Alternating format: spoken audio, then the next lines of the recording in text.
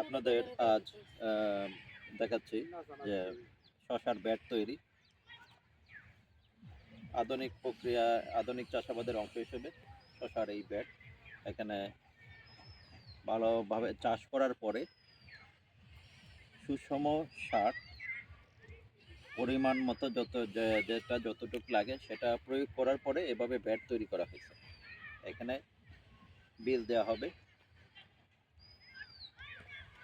মাচা দেওয়া হবে অ্যাঙ্গেল পদ্ধতিতে, এই ক্রস পদ্ধতিতে এইভাবে।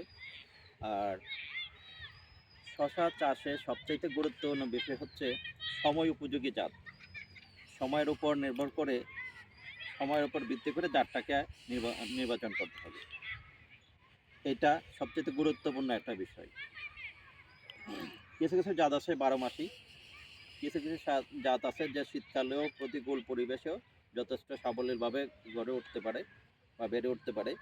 আর কিছু জাত আছে যে খরিফ সময়ে। তো জাত নির্বাচনটা করবেন একেবারে বুঝে শুনে, সময় এবং পরিবেশ আবহাওয়া দেখে।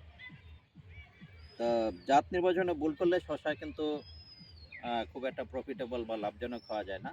তবে শশা এমন একটা ফসল, খুবই রিস্ক আবার প্রফিটেবল, অল্প সময়ে ভালো প্রফিট করা যায়। তো নিয়ম মেনে যদি আপনারা শশা চাষ করেন তাহলে অবশ্যই লাভবান হবেন। তবে সর্বক্ষেত্রেই উপসহকারী কৃষি কর্মকর্তা অথবা স্থানীয় উপজেলা কৃষি অফিসে পরামর্শ গ্রহণ করবেন। ধন্যবাদ।